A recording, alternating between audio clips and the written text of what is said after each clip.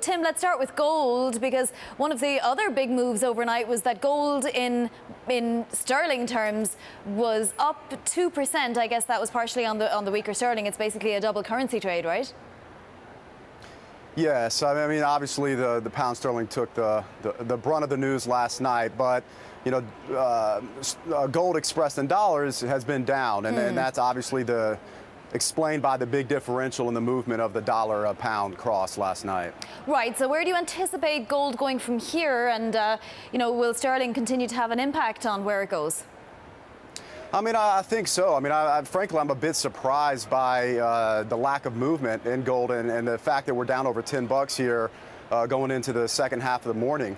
The market really didn't blink a whole lot, you know, with respect to that news development.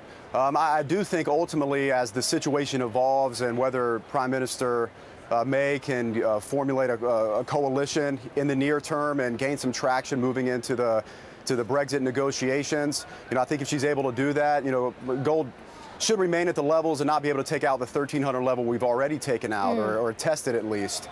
But if she's having some difficulty here, ultimately I think gold's going to benefit from that, and we're headed back to 1,300 pretty quickly.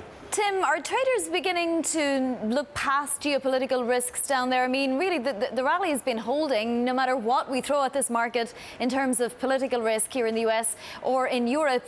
The market is just ignoring it, except obviously for some of the commodities. Yeah, you know, I think the biggest risk really the market has been pricing in is the domestic risk here in the United States with respect to the Trump administration's problems with Russia. You know, I think the Comey testimony, while damaging in itself for a variety of different reasons, you know, I think it did kind of take away some of that impeachment talk that was stirring, you know, and a lot of the speculation about what or what not former director Comey was going to talk about. But I don't think there was anything damaging enough to give the market the feeling that, you know, impeachment's going to be an impending threat. And I think that flight to safety came out of the market because of that. So then, Tim, what happens next week for oil? Just briefly let us know. We're trading at a 45 handle now. That's down $4 from just a few days ago. Do we reverse a little or stay where we are? Well, I mean, the news flow is definitely on the side of the bears. I mean, this is still, it has been, is, and I think it will continue to be, you know, a supply story. You know, we have news of China just yesterday, you know, announcing their production fell by 6.8%.